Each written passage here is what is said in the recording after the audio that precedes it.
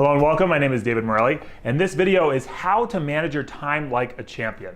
So in this video, you're going to learn how to structure your time so that you get more done within whatever time period you have, so that you're able to be in the flow as much as possible, and so that you know exactly what to do when that's going to give you the best results for you being able to get the most done with however much time you have.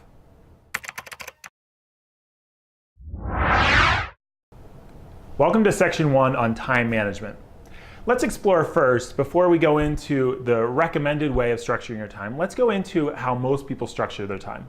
Most people end up having a list and they go through the list and they sort of bounce around between random things. They get distracted by emails or texts or voicemails, and at the end of the day, they feel like they didn't quite get what they wanted to get done. This is a common theme, no matter whether you're in corporate America, you have your own business, or maybe you're staying home with the kids. However it is that you're structuring your time or what it is that you're doing in your life, most of the time that theme, if you will, of arriving at the end of the day feeling like you didn't get done what you wanted to get done, that's very common. That's how it used to be for me as well. I would bounce around from item to item, not necessarily having a big plan, but knowing that I had to get a few things done. And at the end of the day, I felt like I didn't quite get done what I wanted to get done. I felt like I was in reaction mode versus proactively addressing my day and exactly what I wanted to get done. So this system, if you will, was born both out of my own pain as well as working with countless people in corporate America or on their own businesses or whatever. So this is a tried and true method and methodology that also has scientific data behind it. So here's how you structure your time to get the most done possible. There's an efficiency expert named Brian Tracy, and he says that 1 minute of planning is worth 10 minutes of implementation. What does that mean? For every minute that you spend planning, and let's say you spend 10 minutes, you end up gaining the sort of 10 times, the tenfold return on you actually getting the important things done. So it's 10 minutes equals 100 minutes of actual productive time. And at first when I heard that, I was like, no, that's ridiculous. But now that I've implemented it, I realize that he's probably undershooting it. You probably get 2, 3, 4 hours worth of true productive time and accomplishment at the end of your day. And so for me, I feel at least 2 to 3 to 4 times as productive as I was before. So with that, here's how to structure your time. You start off the day with 10 minutes of planning or so. What do you need to get done that's the most important things for you to accomplish that day? You start off with a plan. But not only do you start off with knowing what to do, you also start off with then blocking your time in various chunks. Now, it's recommended that you block your time in 90-minute blocks where you're in deep focus for 90 minutes straight.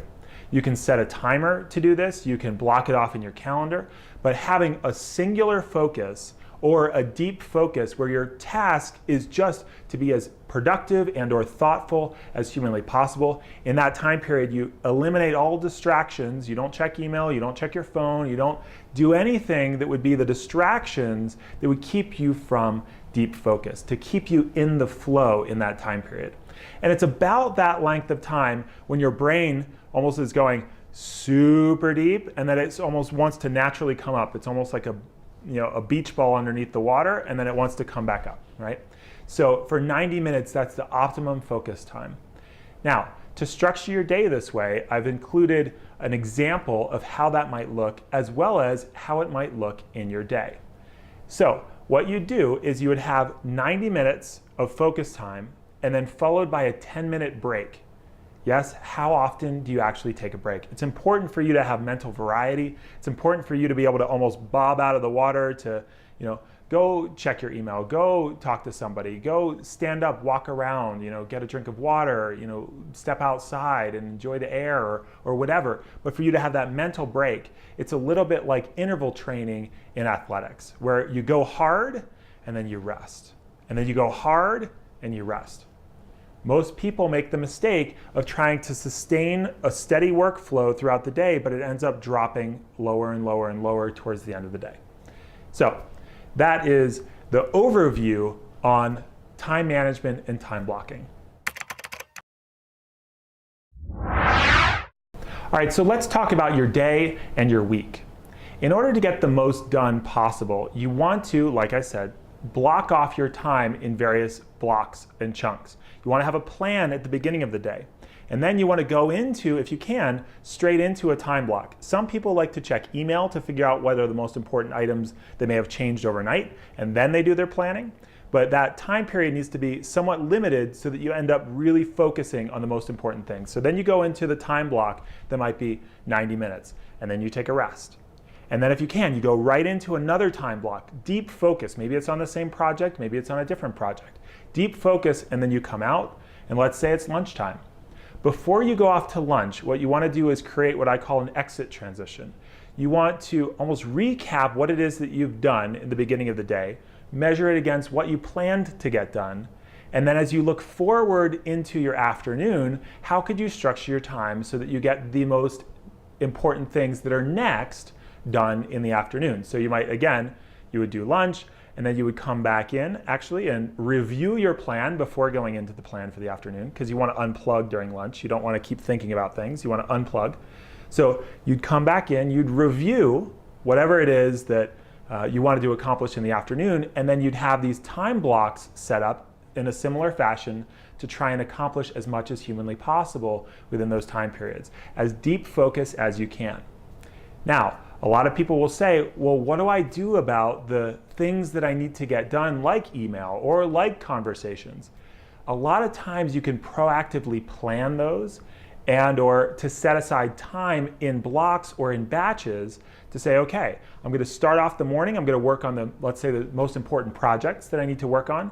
And then in the afternoon, I'm going to do another block on projects. And then I'm going to answer email and return phone calls and whatever. And you streamline it so that you're not doing those things and interrupting your day and that deep focus, important time when you're most likely getting the biggest results. So that's how to structure your day. Now, how to structure your week is the same thing throughout the week. You're going to almost build a weekly plan, if you can, in structuring your day and structuring your week. And oftentimes, which we'll talk about in a little bit, there are often things that you do every week or every month that you'll want to build into that plan. So in some ways, you're creating a little bit of a cookie cutter system, if you can, to be able to replicate each week to make sure the most important things are getting done when they need to get done. So as you think about this, and as you start to apply this to your profession, or you start to apply this to your life, having really focused blocks of time, you'll notice your productivity go through the roof. Now that you have the overview and a bit of depth of knowledge about time management, go ahead and look at your worksheet and design what you'd like your day to work with. It's all well and good in theory, but when you start putting it into implementation and practice in your life, you'll notice the difference. So go ahead and use the worksheet that comes along with this video and start to fill that out to see how you could structure your day. You can replicate this and use it each day, each week. And as you do, you'll notice, wow, I really get that depth of focus and the productivity and the results that I've been looking for. So go ahead and do that now, and then we'll go on to the next section.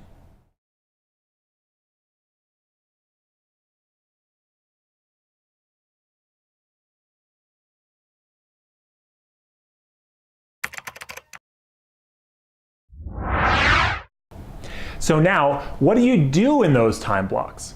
Most people have a to-do list, or at least they carry around a mental version of the to-do list.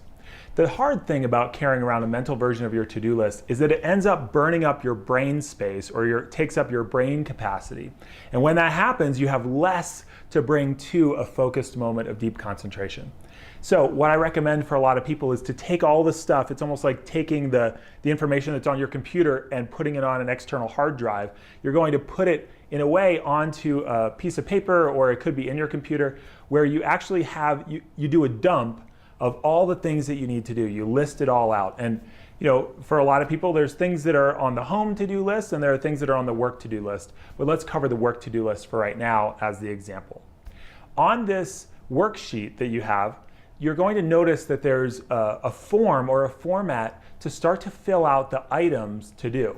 So here's what you're going to do. Most people just write down all the items that they can think of. They don't have any priority related to them. They don't have any time associated with them as far as how long they're going to take in order to accomplish them. They look at the list and they end up feeling overwhelmed.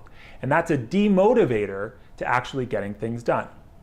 So in order to take that to a next level, this is the basic level. We're going to go like super advanced here in a second. But on this basic level, you're going to want to prioritize all of the to-do items. And how I do it is I rate it on a scale of 1 to 10. 10 being, this is absolutely essential and important. It's a 10, it's like a wow, right? All the way down to a 1, not so important. So what you do is you list out all the items. You end up putting then the priority with each of those items on a scale of 1 to 10. How important is it? And some items will be like a 12 and an 18 and all that stuff. So you're going to list how important is it? What's the potential impact of that item or its impact in your life, right? So you'll prioritize it based off of that. Now, a lot of people do that, but what they don't realize is then the next step is to figure out how much time would it take to do that item. When you do that, you'll start to go, oh, this would only take me 15 minutes. Oh, this would end up taking me an hour. Oh, this is a 4-hour project, right? So you start to almost create ways to get those things done, because when you have a random, let's say 15 minutes, you go, wait a second, let me take a look at my list. Instead of trying to think about what to do and to stress about it and start burning those neurons, you might say, you end up looking at your list going, oh, I can do that. I can knock that out in 15 minutes. Here I go. And you end up taking the highest priority item that's only 15 minutes long, and you take that from wasted time to productive time. And it ends up feeling better as well. You get that sense of accomplishment of either crossing it off or having accomplished what's the most next important item for you. So that is the basics on a to-do list that helps you get things done. In this next part, we're going to go into an advanced level of this to-do list. So if you're used to to-do items, you're going to be, in a way, nerdily jazzed by what's coming up. So in the meantime, go ahead and start filling out your list, and then we're going to take it to a whole nother level. And one more thing about the basic to-do list. You're going to take the items on that list, and then in your day, you're going to also populate, if you will, the time blocking so that you end up doing the most important items that are on your list and knocking those out while being in deep concentration and focus.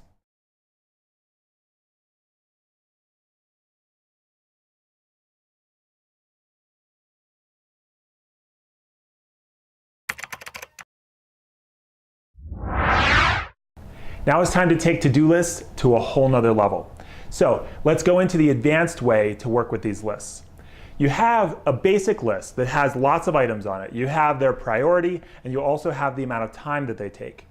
To take it to that next level, what you do is you start breaking out your list as far as items that take 30 minutes or less. A lot of times in a person's day, it's not something that people can often help. They end up with random blocks of time, random bits of time where they have a random 15 minutes, or they have half an hour where they can't quite dive into the next item, but they want to get something done. Right? So there's a list that you'll have of maybe 30-minute items, 10-minute items, 15-minute items. So it's 30 minutes or less, and they'll also be prioritized. That's so that whenever it is that you're looking and you have that time, you can go right to a list that has those items on it. You'll then block out items that are 90 minutes or less. Those 90-minute or less items, those end up going into and slotting easily into time blocks. Those are the way that you prioritize on that list. You'll have a prioritized list based on the item, the priority, as well as the time, and also the frequency. There are some things that you end up doing over and over and over again. It could be on that top list of 30 minutes or less. It could be in the time block list, or it could be in that list of 2 hours or more. So let's go ahead into how it is that you work with these 90-minute time blocks. You're going to pick the items on that list that are the highest priority, and as you go to plan your day, in the beginning of the day, you'll look at that list to see, okay, what are the things that I need to get done from that time blocked list? Now, in a very similar way, the 2 hours or more list will be that list that you go to and see, this is going to be multiple time blocks and might be multiple days of focus. Then you slot those into their various time blocks so that you end up getting the most important items done. So this is important because sometimes you won't be able to work on a huge project in a day and complete it. It might spill over into the next day. However, you might have an extra time block that you'll need to slot in, and you'll pick that next most important item. This way of planning will help you get the most important things done. And at this level, you'll also look at what's the frequency of that activity. How often does it happen? If it's a recurring item or an ongoing item, you'll end up putting that into your week or putting that into your monthly calendar into a block of time that you know will be the most productive possible or streamlined. If you have multiple little items, you want to put those in a way all together so that they don't end up creating blocks within your time blocked day. And if it's a one-time item, then you know that you can cross it off and be done. So this is how to manage your time in such a way that with the structure of the time blocking, you can slot in the most important items each day and throughout your week so that you get the most done possible. So go ahead and fill out the worksheets below so that you know which items are the most important items into this advanced level of planning.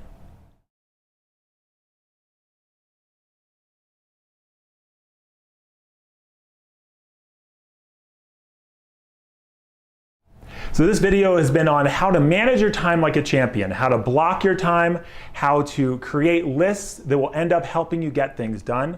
Make sure to fill out the worksheet that comes along with this video and to bring that worksheet to your next coaching session so that we can get the most out of our time together and that you can get the most out of your time in your work and in your day.